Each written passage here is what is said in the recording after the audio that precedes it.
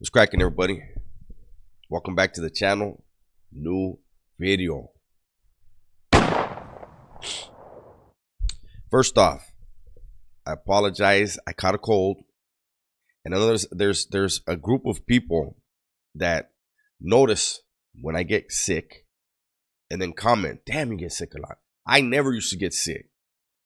I'm about to be 50 years old, so apparently, shit starts falling apart around that area, around that time. So, those of you that are young right now, look what you get to look forward to. Anyways, today's video, I told this story before, but I wanted to retell it. And I may do that with some other ones, old stuff, for various reasons. To me, this is an important story. I'm always trying to give you guys a glimpse at what really goes on in prison to the extent that I'm comfortable with. And it's always going to be a cautionary tale. Whether or not people heed the message, that's on them. But I'm putting the message out there. So I had a cellie, and I've talked about this dude a lot. And he was from Pacoima, right? Very knowledgeable guy. When I met him, he had been down, I believe, 15 years already. And I met him in 1995. So he had been around since the 80s. He had been to Pelican Bay Shoe several times. He had been in Corcoran Shoe. Today's story is going to be about his time in Corcoran. This is an individual that I learned a lot from. And I want to tell you the story that he told me. This is not my story. This is his story. But it's a story that people need to hear and listen to. Once again, I apologize for all the noises. I'm sick, but I want to give you guys the content that you guys want. Content you guys ask for. Content that you guys expect from me. Okay. So one day we're sitting in the cell, and by the way, this was back when there were still llaveros running the yards. And with all due respect to the guy that had the llaves, he came to my cellie for every decision, ran him down. And I personally saw where the llavero almost made a decision where my cellie had to step in and say, "Hey, Holmes, you might want to consider, whoop, whoop, whoop." And the decision was not made. A different decision was made. And that's the influence that my cellie had on the yard. Now, we're sitting in the cell one day. And he's the one I told you guys before. He told me every time you go to the shoe, because you're going to be going to the shoe a lot. He said, every time you go to the shoe, when you get out, the game's going to be a little bit more watered down, and you're going to notice it.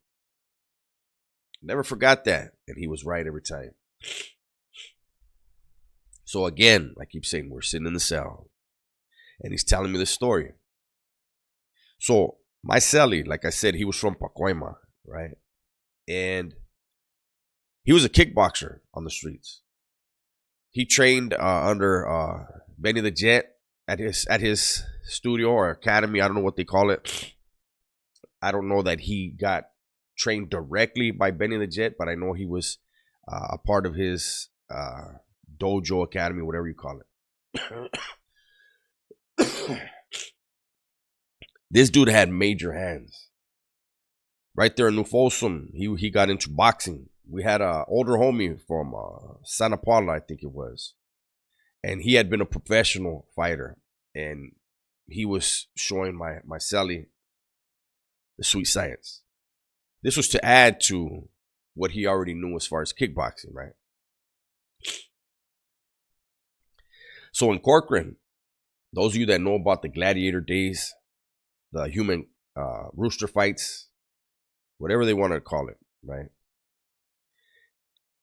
the cops had where, okay, these are the baddest, these are the baddest Crips, right? These ones are the baddest Bloods as far as their hands, right? These ones are the baddest, Raza from Northern California, Raza from Southern California, the whites, everything. For every faction, the cops would figure out who was, the best fighters. And then they would gamble. Hey, man, I'm going to bring my guy to your building. I'm going to move him over there. Or you bring your guy. And they were doing that, They were setting it up where this cell would get out there with that cell and they would bet. They would have them go out there and they would bet on them. Well, my Sally and his Sally were one of those combinations known for Raza from Southern California. They were no joke. My Sally and his Sally were top notch when it came to their hands, right? So he had been involved in a lot of the rooster fights, and so one day him and his Sally get released for yard. When they go out to the yard, there's two vatos out there, Raza from Northern California. They're already at the back of the yard waiting. So my Sally and his Sally, they know exactly who these dudes are. He told me that they had a reputation that they had built up. And in his mind, him and his Sally, they were looking at each other like, we're going to fuck these dudes up right now. These are the ones we've been wanting. They go out to the yard. Walk to the back of the yard and lock horns. Boom, boom, boom. And my Sally was like, look, homie, like, honestly, a lot of the Raza that we had to fight, he was like, me and my Sally would have our way with them, man. It was, and he tells me, it was more the blacks because of their size and shit. Like, that's where we would have, like, okay, hold up now. This is different, right? What he said, hey, these two vatos right here, they weren't backing up an inch. He said, we're hitting them with everything. Boom, boom, boom, boom, boom, boom. And he's like, they were giving it to us the way we're giving it to them. He goes, and in my head, because the dude liked to fight, he was like, this is feed, man. Boom. So now it's who's going to drop who first, right? So they're going, boom, boom, boom. And he could see out of the corner of his eye that his Sally, the dude he's fighting, he ain't budging either. So he's like, okay, these dudes are fucking legit, eh? They're getting it. Boom, boom, boom, boom. And the Hudas let off the block gun. Boom. Now, those of you that have been in the joint, the block gun ain't stopping shit. Only time I ever seen a block gun stop a person, didn't stop the incident, but a person, was when they shot the homie's eye out. Hit him right in his eye and blew his eyeball. That's the only time I ever saw it, a block do something to an individual. So they're chunking them. They let off the block. Boom. They keep going. Boom, boom, boom, boom, boom, boom. Nobody's in a backup. You can't get down. That's when you get kicked in the face or something, right? So they let off the block gun again. Boom. They're still going. Tired, but they're going. Boom, boom, boom. Adrenaline's fucking flowing, right? Let off the block again. Boom. They're not stopping. The COs know they're not going to stop, but the COs, they're sadistic. They have human beings out there fighting. They're betting on these dudes fighting, knowing what they want to do, right? Shooting them in the fucking head, trying to shoot people in the balls, trying to win their bet, right? So, like I said, they're still fighting and fighting. And then the Mini 14, the real gun comes out. They ain't going to stop. They're going. Boom, boom, boom, boom, boom. Another shot from the Mini 14. These dudes aren't backing up. So my Sally's like, we can't stop. They're not stopping. We can't stop.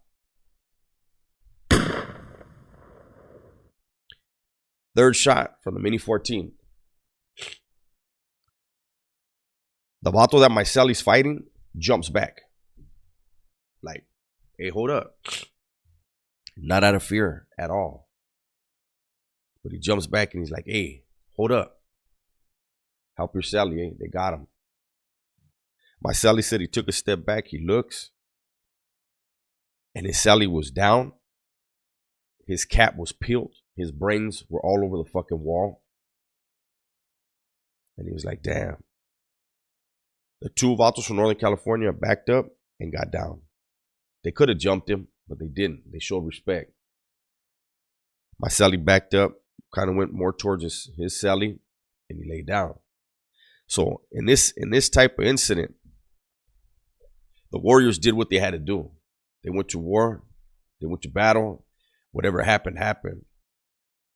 But when a cop kills a convict, that's not respectable. They put these dudes out there knowing what was going to happen and then knowing what they were going to do. They didn't have to hit him in the head. Corcoran shoe, the yards, when we used to go to the big yard, it was narrow, but it wasn't that long, right? They could have hit him in the ankle. They could have hit him in the leg. They could have hit him in the hip. But again, we're talking about sadistic people. It was a dome shot. When you come out of the yard in Corcoran shoe, you go into a little area, and that's where you cuff up. Once you're cuffed up, they open another slider. By the way, there's 2 yards right there. When you go into the little, I don't know what you would call it, breezeway, whatever. There's 2 doors, 2 different yards, right? And then they open that up, and you go into the rotunda, and there's holding cages there. Or holding cells, not holding cages, holding cells. So they put my celly in a holding cell. They bring out the 2 raza from Northern California, and they put them in a holding cell. Corcoran shoe had these blankets with handles. Those were the gurneys. That's how they would bring people off the yard. They went out there. They rolled the homie up in the fucking blanket like he was a fucking burrito.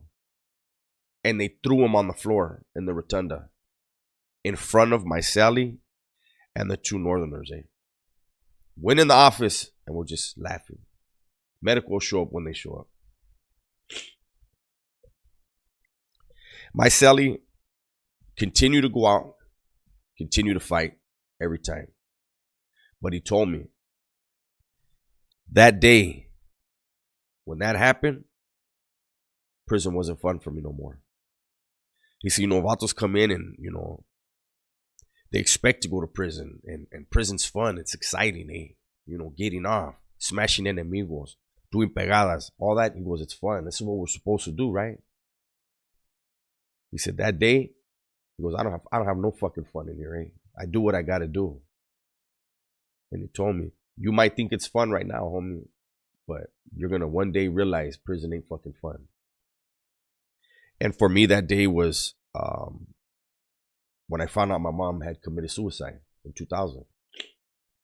That was it for me. That was the time when it was like, I hate this shit, And I wish I could say, if those of you that have seen that video, you'll see. I wish I could say that made me want to be a better man. It made me worse. It made me more devious, more evil. I disliked where I was at, what I was doing. And I knew I couldn't go nowhere. That was me. I had a life sentence. Had no idea that maybe down the line, well, not maybe, that down the line that some laws would change and I would get action of getting out. SB 261 was not even on the radar for anybody.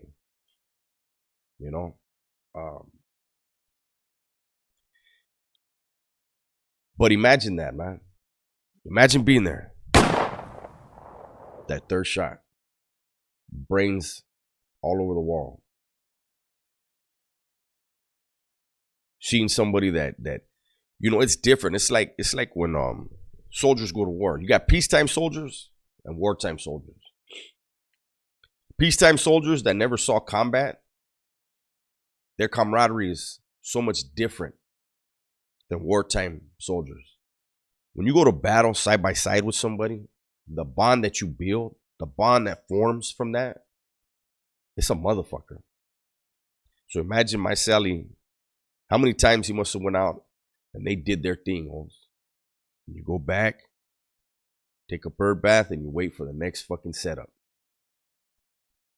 Only this time, the setup was the last one. Imagine the balls that it takes, eh? For those three men right there, the two Northerners and my Sally, to go out there every day, knowing the Hudas were killing people, to actually have it happen right there in their get down. And still the next day, well, 10 days later, because you get that 10-day shit. 10 days later, they turn their lights on to go back out and do it again. They're not all animals in there, eh? But they were treated like them. So anyways, I'm going to go ahead and bring this video to a close. Hopefully you guys enjoyed it. If you did, do me a favor, hit the like. Share the story. Your kids need to hear this type of shit, eh? I remember knowing without a doubt that I was going to prison. I remember not giving a fuck when they arrested me for murder, knowing when they put the handcuffs on me, I am going to die in prison. I'm not going to see the streets again. That was 30 years ago. That was 30 years ago that I got busted for that. 30 years later, we can't have these kids thinking the same shit. I'm going to go to prison, eh? I'm going to go put in work. I'm going to meet these people, and I'm going to... Nah, man. We can't be having that no more. So hopefully these stories and these other channels, these other prison channels that are putting out content to persuade kids to make better choices, hopefully these kids are seeing it. And like I said, a lot of you guys tell me you struggle with addiction and that these videos help you. Well, I'm proud that they're helping you, man. But with that said, everybody, please be safe, be smart, and tell the ones you love that you love them. I'm out.